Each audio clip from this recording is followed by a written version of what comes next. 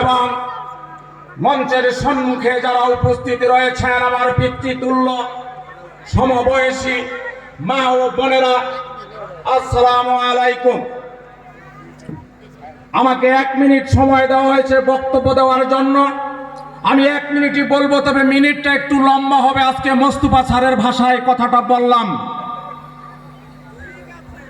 সম্মানিত উপস্থিতি, আজকে যার জন্য আমরা এখানে উঠান বৈঠক করতে আসছি, তিনি আপনাদের আমাদের সকলের নয়নের মণি, অত্যন্ত পরিচিত ব্যক্তি, বৃহত্তর টাঙ্গাইলের লৌহ মানব, মধুপুরের উন্নয়নের কর্ণধার আলহাজ ফকির মাহবুব আনাম স্বপন সাহেবের সম্বন্ধে আমি দুটি কথা বলবো। আজকে সুযোগ এসেছে আমার প্রায়শ্চিত্ত করার, যার জন্যই আজকে এই কথাগুলো বলবো। লিডার, আমাকে সময় দিতে হবে, বেয়াদবি মাফ করবেন। 2001-এর নির্বাচনে যখন স্বপন ফকির সাহেব মধুপুরে নমিনেশন নিয়ে আসলেন, সেই দিন আমি আনোয়ার তার বিরোধিতা করেছিলাম, তার বিপক্ষে নির্বাচন করেছিলাম।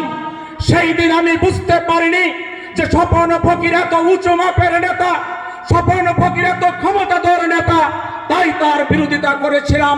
আমি এলাকার উন্নয়নের ক্ষতি করেছিলাম, তার জন্য আমি আপনাদের কাছে ক্ষমা প্রার্থী। কথায় কথায় একটা কথা বলা হয়, দেশি না বিদেশি।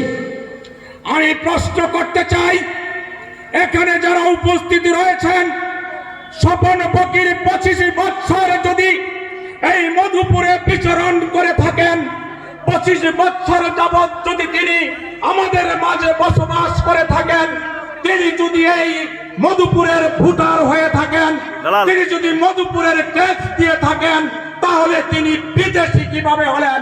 আমি আপনাদের কাছে প্রশ্ন রাখতে চাই, স্বপন ফকির দেশি না বিদেশি? স্বপন ফকির দেশি না বিদেশি?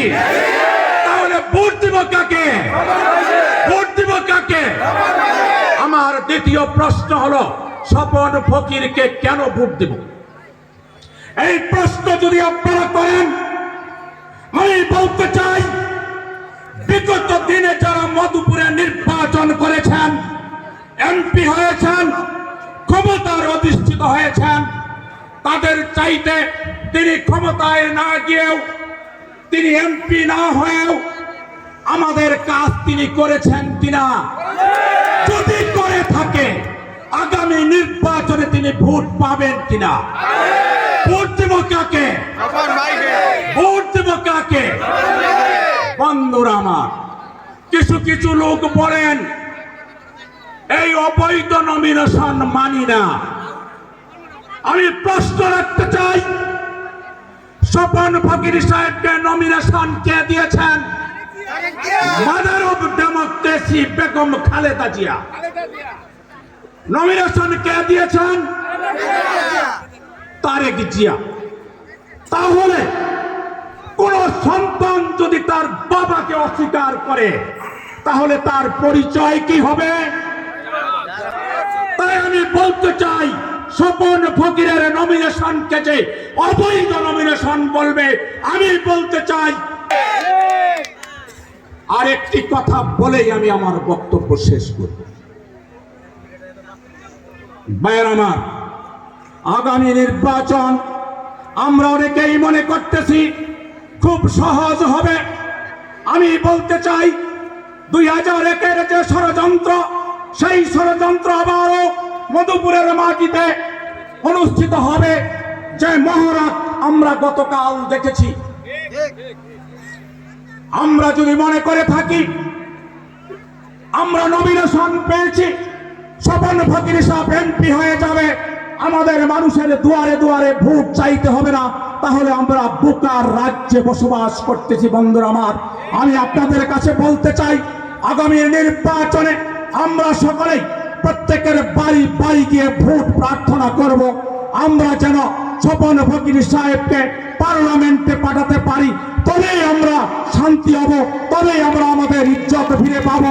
আমরা ভুল করেছিলাম সেই ভুলের প্রায়শ্চিত্ত করতে পারবো।